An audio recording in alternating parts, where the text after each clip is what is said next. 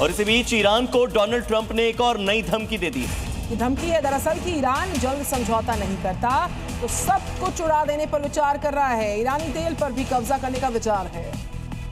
तो ईरानी तेल पर कब्जा करने का विचार अमेरिका का है। इससे पहले द्वीपों पर कब्जा करने का विचार था, हॉर्मुज़ स्ट्रेट पर कब्जा करने का विचार था, लेकिन अब जितनी ईरान की तेल रिफाइनरीज हैं, जिनमें से बहुत सारी रिफाइनरीज पर तो अमेरिका ने अटैक भी किया है, उन्हीं रिफाइनरीज पर अब अमेरिका कब्जा करना चाहता है और ईरान पर दबाव बना रहा है कि वो समझौता करे। तो ईरान ने अटैक की एक नई वेव लॉन्च कर दी। अमेरिकी नेताओं को बनाया गया इसमें टारगेट। यूएस ऑफिसर्स को टारगेट करके अटैक किया गया है। बताया जा रहा है कि इस बार यूएस के कई ऐसे ऑफिसर्स हैं जहां पर उनकी लोकेशन पता लगी ईरान को। ईरान ने वहीं पर सीधे बैलिस्टिक मिसाइलें दाग दी, सीधे वहीं पर ड्रोन दाग दी। तो ईरान ने अटैक की एक नई वेव को लॉन्च कर दिया है। अमेरिकी नेता इस नई वेव की लॉन्चिंग के साथ ही टारगेट पर आ गए। यूएस ऑफिसर्स को टारगेट कर अटैक की प्लानिंग। हालांकि इस वीडियो की पुष्टि अभी तक नहीं हो पाई है। सोशल मीडिया पर वायरल हो रहे इस कथित वीडियो में भारी सुरक्षा वाले इलाके को निशाना बनाते हुए हमले की तस्वीरें दिखाई गई हैं।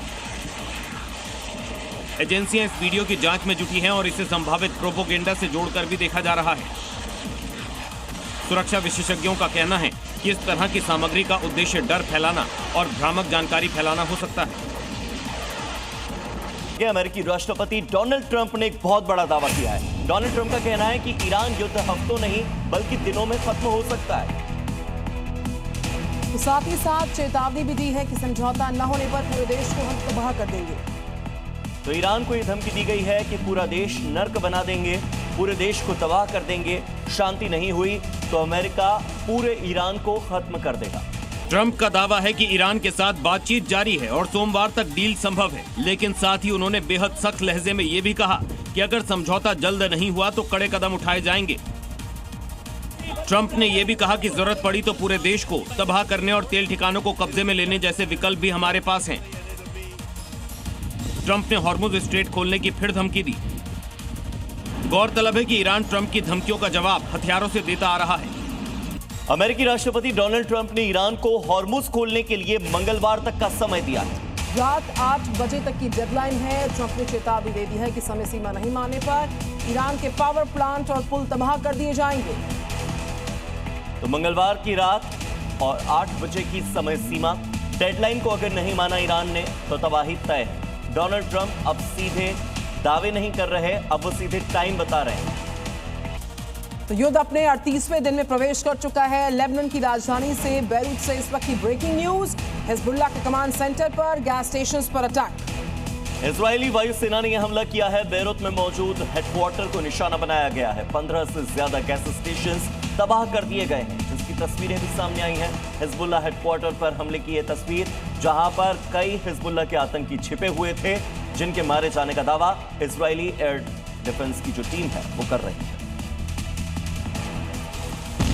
इजरायली एयरफोर्स लेबनान में कहर बरपा रही है। ग्राउंड से आईडीएफ इंफॉर्मेशन शेयर कर रही है और ऊपर से फाइटर जेट्स बम बरसा रहे हैं। ताजा हमलों में इजराइल ने हिजबुल्लाह के कमांड सेंटर पर हमला किया। साथ ही एयरफोर्स ने हिजबुल्लाह के पेट्रोल पंप पर बम भी बरसाए हैं। आईडीएफ का आरोप था कि हिजबुल्लाह पेट्रोल पंप का इस्तेमाल इजरायली नागरिकों पर हमले की योजना बनाने के लिए कर रहा था। इसके अलावा इजराइल ने हिजबुल्लाह स्वामित्व वाली ऑयल कंपनी अल अमाना के पेट्रोल पंपों पर हमले किए। फरवरी 2020 में अल अमाना पर अमेरिका ने बैन लगा दिया था। तो नॉर्थ इजराइल पर ईरान के ड्रोन अटैक्स की ब्रेकिंग न्यूज इस वक्त सामने आ रही है। ड्रोन अटैक के बाद इजराइल में तबाही मची है। मिसाइल अटैक के हमले में 4 लोग घायल हो गए हैं, ये जानकारी सामने आई। जहां पर मिसाइल अटैक हुआ है, जरा वहां की तस्वीर देखिए। पूरा इलाका मलबे में तब्दील हो चुका है। कई ऐसी इमारतें हैं जो मलबे में तब्दील हो गई हैं और जिंदगी की तलाश इस मलबे के नीचे की जा रही है। ड्रोन इमारत से टकराया और इजराइल में इस ड्रोन ने भारी तबाही मचाई है। रविवार को हुए हमले में 4 लोग घायल हुए हैं। Israeli paramedical service Magen David Adom के मुताबिक 82 साल का एक बुजुर्ग गंभीर रूप से घायल है, जबकि 3 अन्य लोगों को मामूली चोटें आई हैं। बताया जा रहा है कि हमला ईरान की तरफ से किया गया, जिससे इलाके में दहशत का माहौल है। गौरतलब है कि 28 फरवरी से शुरू हुए संघर्ष ने अब बड़ा रूप ले लिया है, जिसमें दोनों पक्षों पर नागरिक ठिकानों को निशाना बनाने के आरोप लग रहे हैं।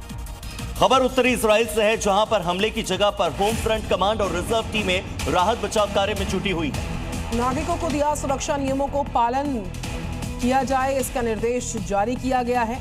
नागरिकों से कहा गया कि जो भी सिक्योरिटी नॉर्म्स है उनको फॉलो कीजिए।